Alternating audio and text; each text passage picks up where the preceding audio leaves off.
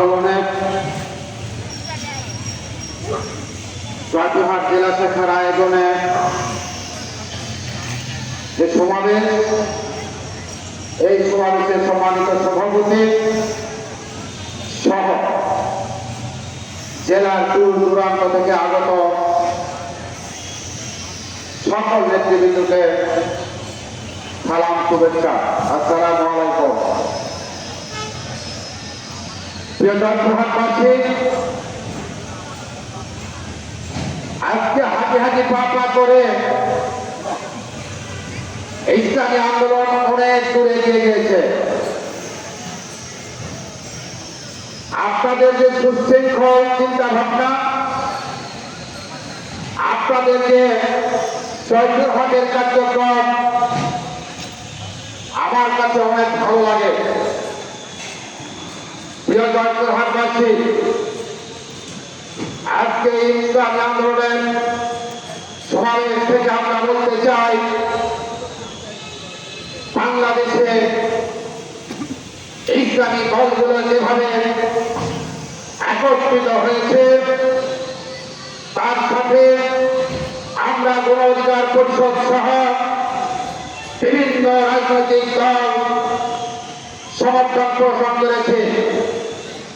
ইনশাআল্লাহ আগামী নির্বাচনে এর ভালো একটা সুফল আপনারা দেখতে পাবেন। প্রিয় জয়পুরহাটবাসী, আপনারা জানেন আগত যে জাতীয় নির্বাচন, সেই নির্বাচন উপলক্ষে বিভিন্ন দল বিভিন্ন ভাবে পায়তারা করে চলছে। আমরা বলতে চাই, বিশ্বের 91টি দেশে পেয়ার পদ্ধতি চালু আছে। সেই পেয়ার পদ্ধতি কিছু কিছু দলের নেতারা বোঝে না। তারা বলে পেয়ার খায় না মাথায় মাঠে।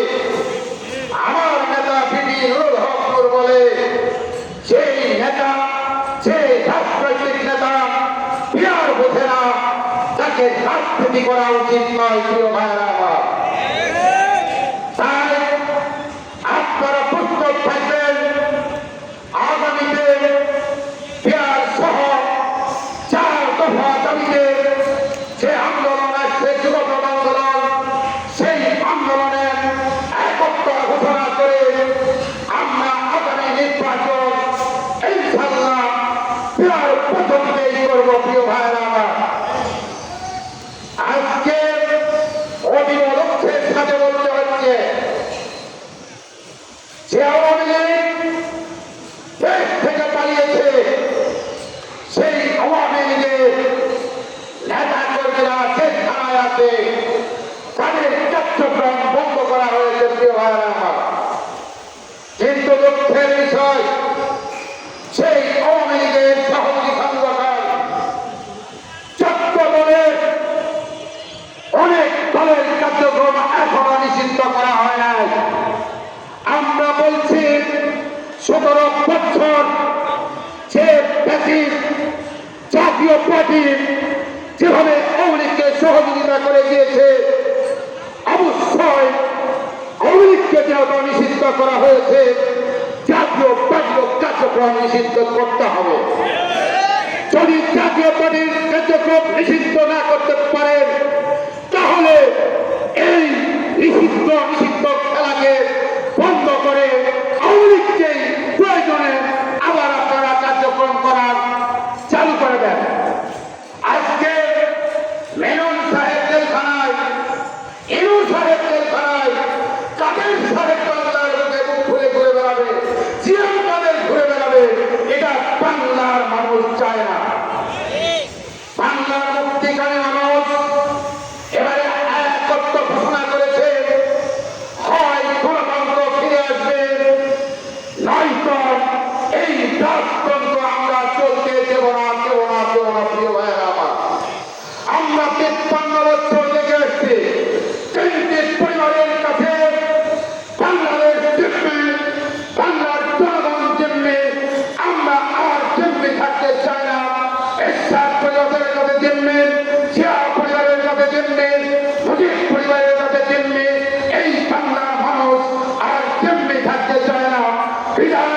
এই বৈষম্য থেকে বের হয়ে আসার জন্য ছাত্র শ্রমিক জনতা মিলে যে বৈষম্য আন্দোলন শুরু করেছিল সেই বৈষম্য আন্দোলনের তোপে আওয়ামী লীগ সরকার পালিয়ে যেতে বাধ্য হয়েছে।